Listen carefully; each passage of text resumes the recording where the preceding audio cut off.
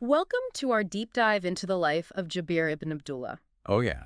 We're going to explore the story of this remarkable figure from early Islamic history Okay. using a lecture by Dr. Omar Suleiman. Excellent choice. You might know him as a prolific narrator of hadith, Right. essentially a collection of sayings and actions of the Prophet Muhammad Yeah. that serve as a source of guidance for Muslims. Absolutely. But behind those narrations lies an incredible personal journey, Oh, yeah. filled with challenges, triumphs, and unwavering faith. That's right. Jabir's life was deeply intertwined with the events of the early Muslim community. I see. And understanding his story gives us a glimpse into this pivotal period. Let's start at the beginning. Okay. Jabir was born into the Banu Salima tribe, known for their staunch support of the Prophet. Indeed, their devotion was so strong that they even considered selling their land to be closer to the Prophet's mosque in Medina. Really? This demonstrates the deep commitment and sacrifices early Muslims were willing to make for their faith. That's fascinating. Yeah. It sounds like they were ready to uproot their entire lives to be near the Prophet. But I understand the Prophet advised them against it. Yes. He wisely suggested they remain spread out for the safety and security of the Muslim community. Okay. He wanted to avoid having them concentrated in one place, which would make them vulnerable to attacks. It seems even then they were thinking strategically about protecting the community. Right. So tell me more about Jabir's family. I know they were early converts to Islam. His father, Abdullah, was among the very first people from Medina to pledge allegiance to the Prophet. Oh, wow. He, along with his wife and many daughters, embraced Islam with unwavering conviction. So Jabir grew up completely immersed in the nascent Muslim community. Absolutely, and even as a young teenager, he was deeply involved. Wow. Imagine at just 15 years old, he wished to participate in the Battle of Badr. That's incredibly young to be thinking about going into battle. Right. What a powerful testament to his commitment to the cause. Yeah. What happened? Did he fight? His father, recognizing the weighty responsibility Jabir carried towards his family, Okay. especially with his many sisters, asked him to remain at home. It must have been a difficult decision for both of them. A young man eager to defend his faith, Yeah. but also bound by duty to his family. Right. So he stayed behind while his father went to battle. Yes. And that decision would shape the course of Jabir's life. I see. You see, the Battle of Uhud, which followed, Badr brought a profound tragedy for Jabir and his family. Uhud. That's the battle where the Muslims faced a heavy loss. Yes, I've heard this part of Jabir's story is particularly heart-wrenching. it is. On the eve of the battle, Abdullah had a premonition that he wouldn't survive. Oh, wow. He confided in Jabir, entrusting him to care for his debts and his sisters. What a heavy burden to place on a young man's shoulders. Knowing your father is going into a battle where he might not return. Right. That's a lot to bear. And tragically, Abdullah's premonition came true. He was the first to fall in battle, and the sight of his mutilated body was devastating for the Muslims. It's hard to imagine the grief and horror Jabir must have felt at that moment. Yeah. To lose your father in such a brutal way. It was a moment of profound sorrow. Yeah. Jabir longed to see his father's face one last time, and the Prophet, with his characteristic compassion, allowed him to do so. Wow. Even Fatima bint Asad, a prominent woman in the community, and the mother of Ali ibn Abi Talib, cried out in anguish when she saw Abdullah's state. It's hard to imagine. The Prophet comforted her, reminding everyone that the angels themselves had descended to accompany Abdullah's soul to heaven. There's such powerful imagery in that scene. Right. It speaks to the deep bonds between these early Muslims and the way they sought solace in their faith amidst such tragedy. Precisely. And this bond is further emphasized in the way Abdullah was buried. Okay. He was laid to rest beside his closest friend, who also happened to be his brother-in-law. I see. They were united in life, in faith, and now in death. This shared burial underscores the strength of their relationships, forged through shared beliefs and experiences.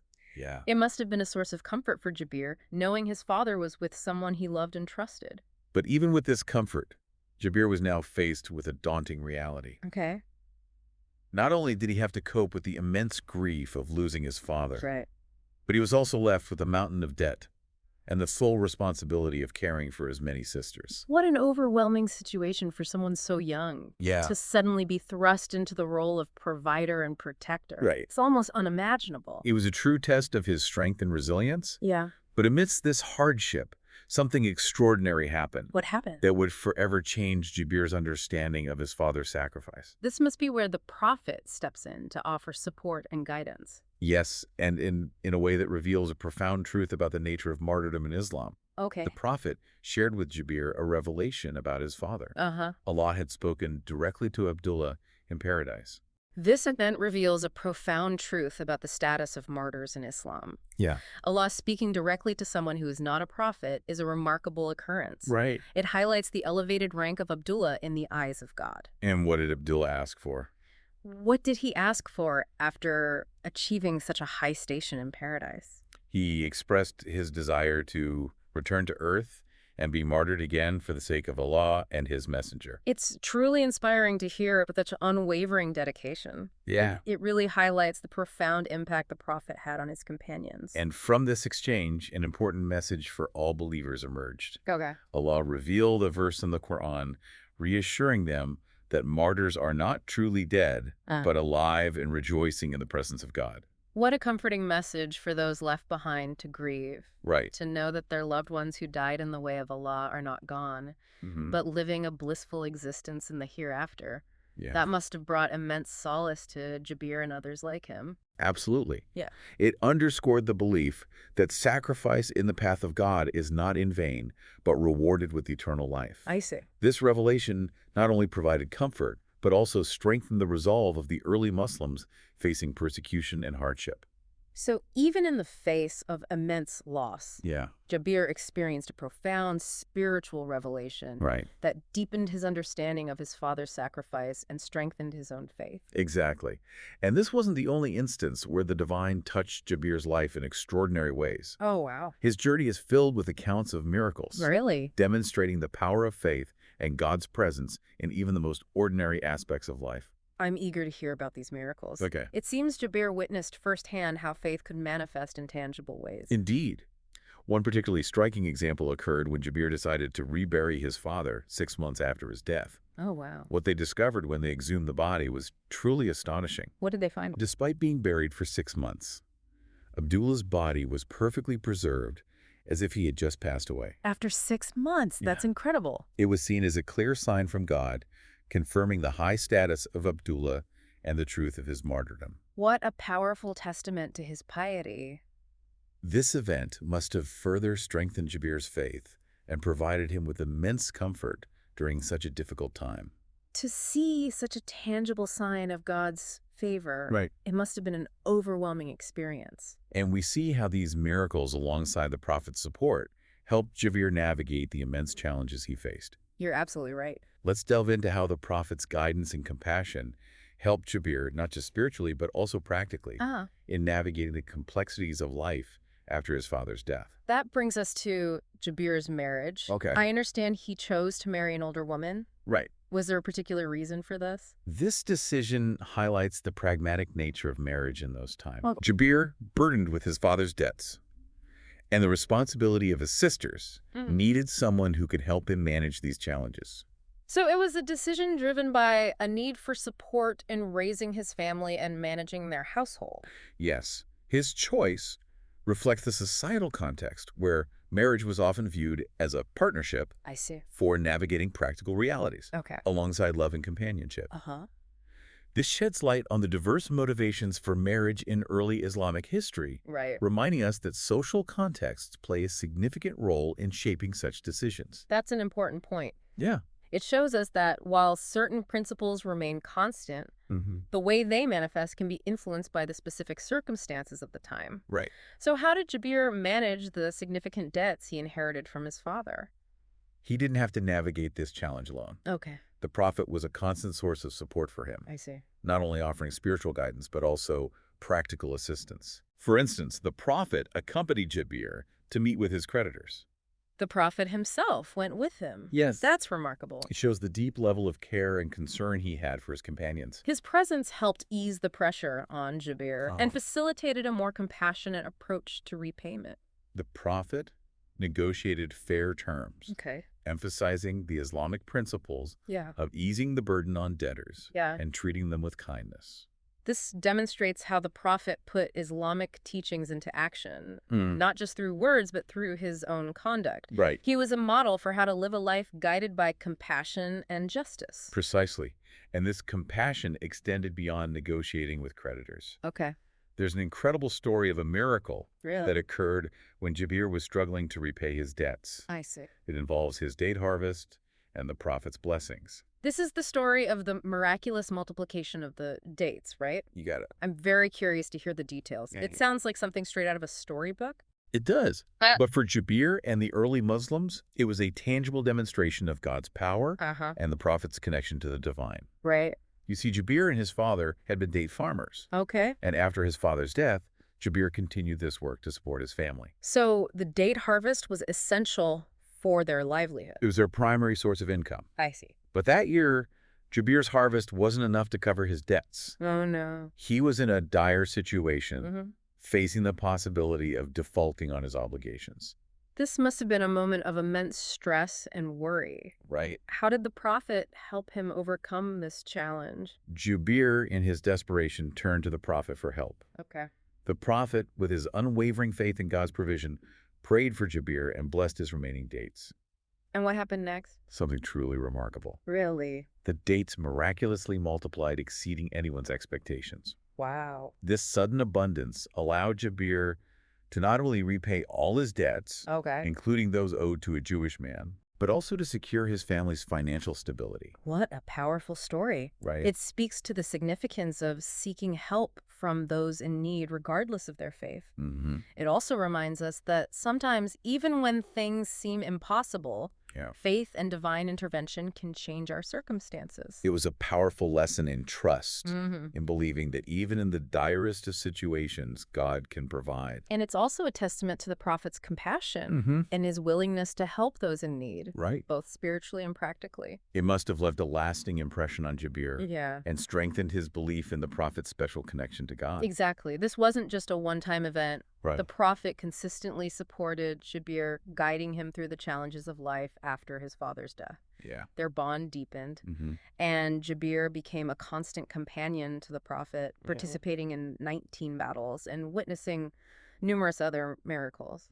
19 battles. It's remarkable to think about the experiences he must have had. Mm-hmm. It's as though he was constantly surrounded by the extraordinary. Right. And to think he started out as a young boy who just wanted to help his father Yeah. and care for his sisters.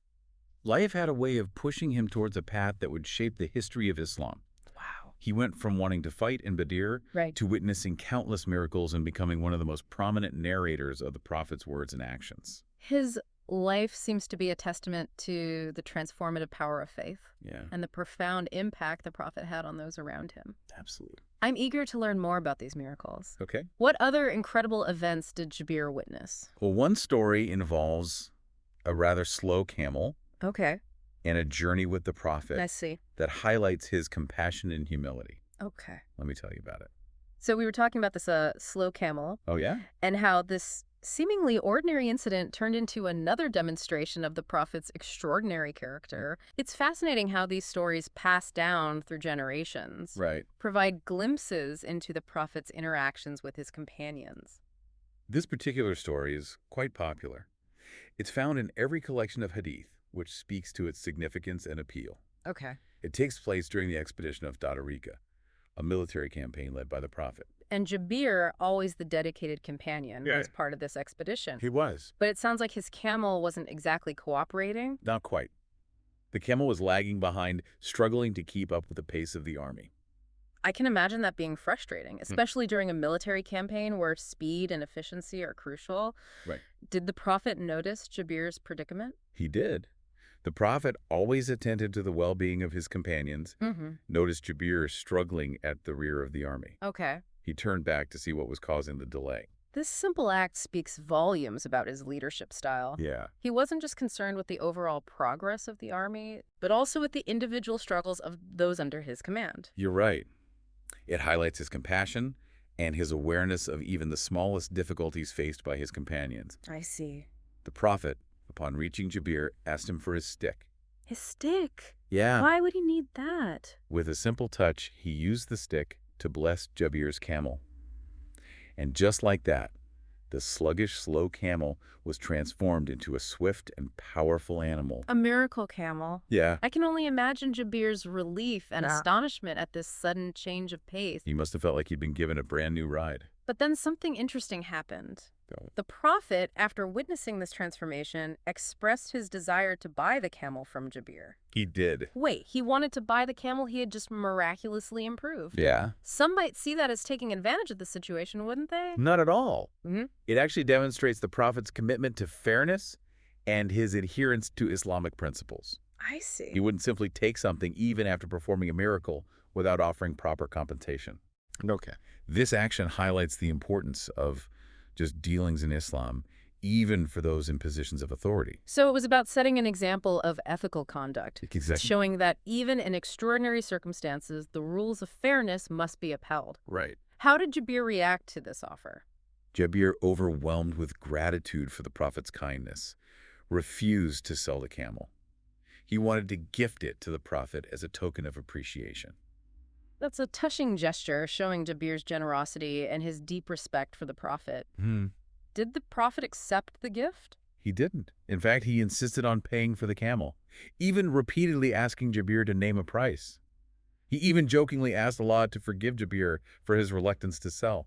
There's a lighthearted exchange that reveals the playful bond between them. It sounds like a gentle back and forth full of humor and mutual respect. Yeah. Did Jabir eventually agree to sell the camel? He did.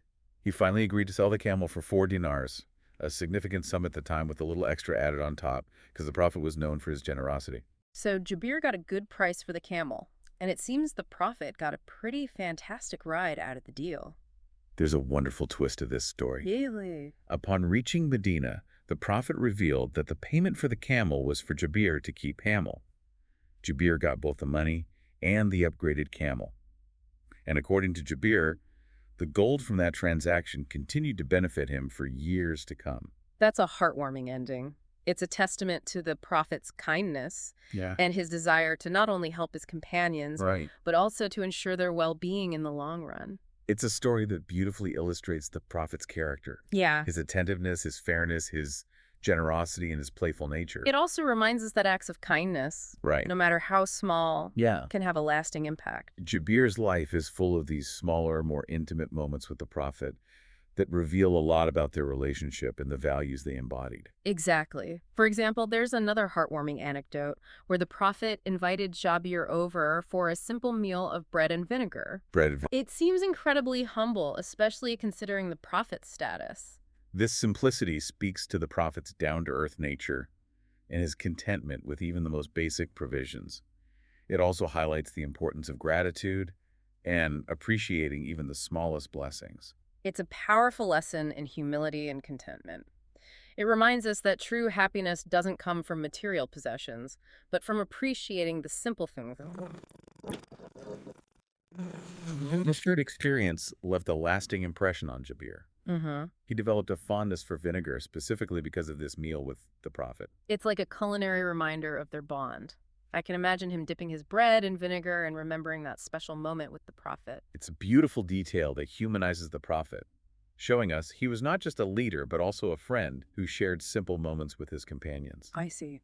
Speaking of shared experiences, there's another touching incident where Jabir falls seriously ill. This must be the story where the prophet visits him and heals him with blessed water.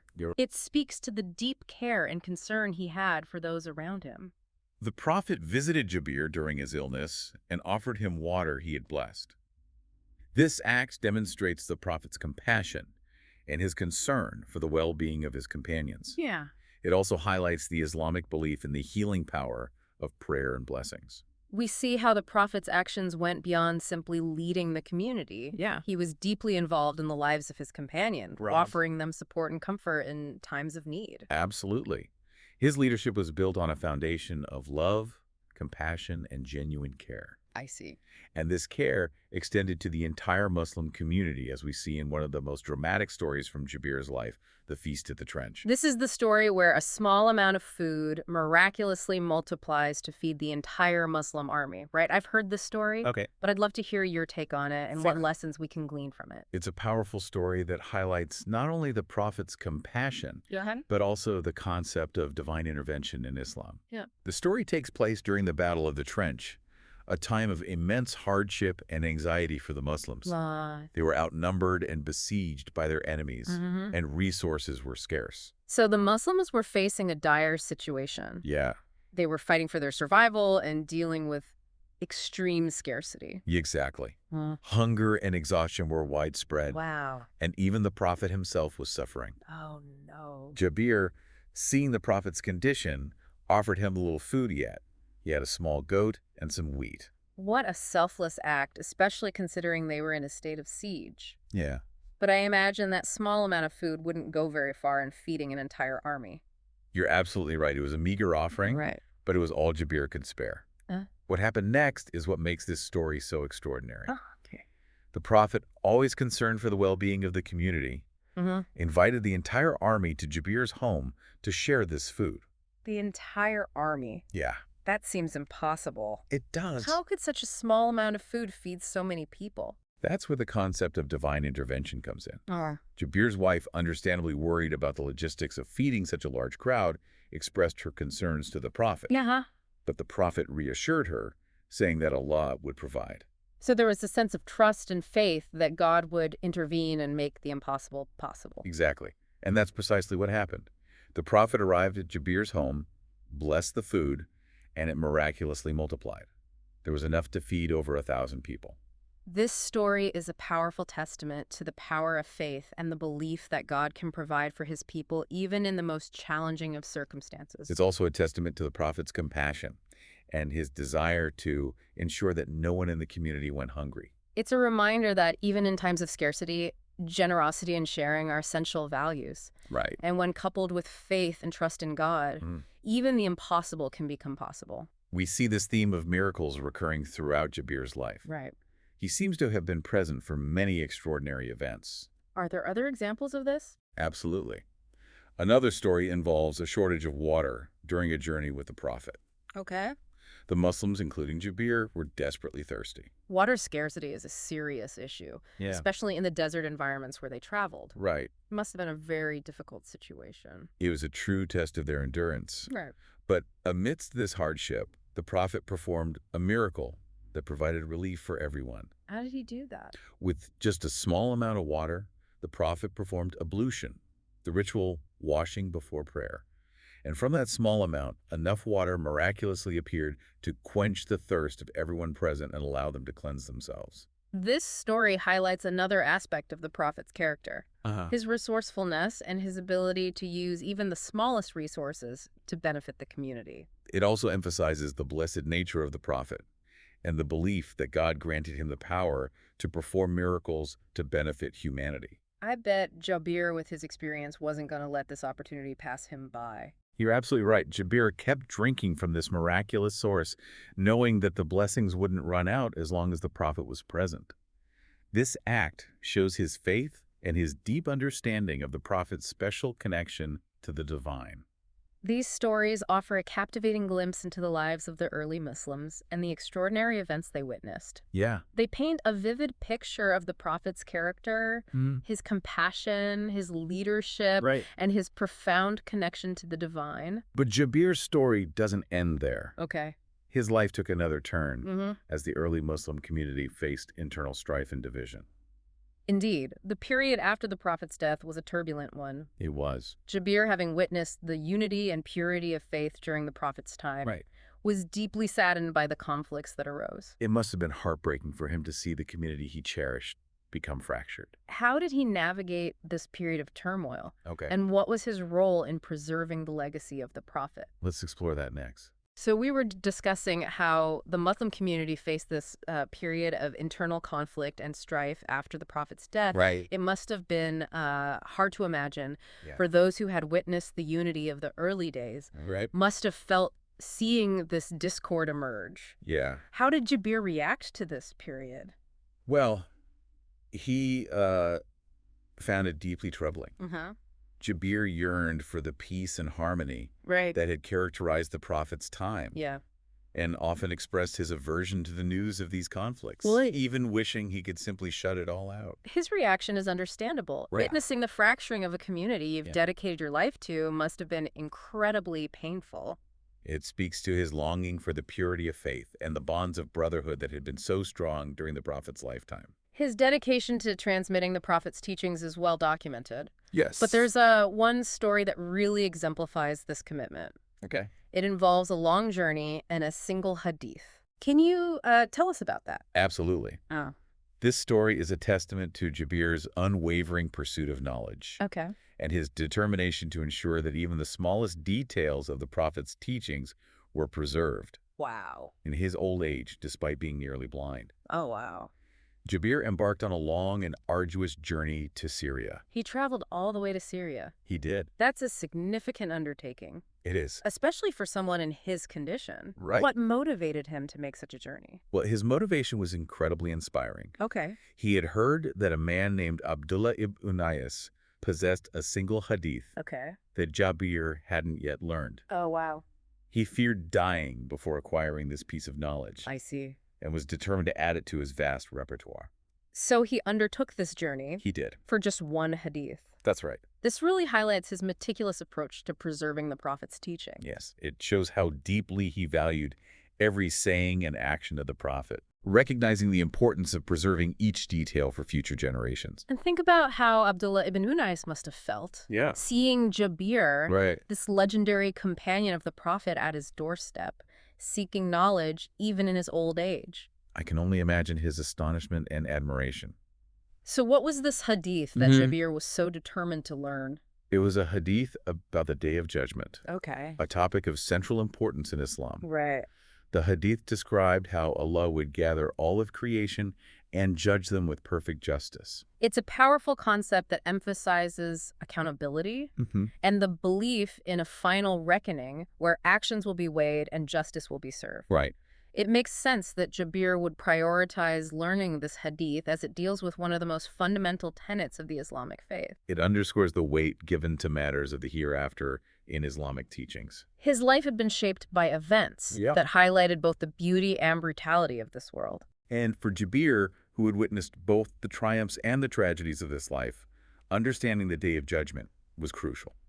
His dedication to learning this hadith, even in his old age, serves as a powerful reminder that the pursuit of knowledge in Islam is a lifelong endeavor. And his meticulous documentation of the Prophet's farewell pilgrimage is another testament to this commitment. The farewell pilgrimage was a pivotal moment in Islamic history. Yeah. It was the last time the Prophet performed Hajj, Right. and he used this occasion to deliver a profound message to his followers, Absolutely. laying out essential teachings and guidelines for the future. Exactly. It was a culmination of his mission and a roadmap for the Muslim community. I see. Jabir's comprehensive narration of this event Right. has ensured that his lessons continue to guide Muslims to this day. His account is an invaluable resource for understanding the rituals and significance of Hajj, and a testament to his commitment to preserving the Prophet's legacy. We've talked about Jabir's challenges, his triumphs, his dedication to learning. But there's one more story we need to discuss, that final incredible miracle you mentioned earlier. Okay. It happened many years after the Battle of Uhud Right. and involves the graves of the martyrs. This story is truly remarkable It is. and speaks to the Islamic belief in the special status of martyrs. 46 years after the Battle of Uhud, Wow. a devastating flood struck Medina. 46 years. Yeah. That's almost a lifetime. It was a major event that caused significant disruption. Right. The floodwaters were so powerful that they disturbed the graves of those buried in the city, Uh-huh. including the graves of the martyrs of Uhud. That must have been a distressing discovery. There was. To have the resting places of loved ones disturbed in such a way. People rushed to inform Jabir, Right. whose father Abdullah was among those buried in the martyrs' graveyard. I can only imagine the mix of emotions. Yeah. Jabir must have experienced Right. concern for his father's resting place, reliving the pain of that loss. Right.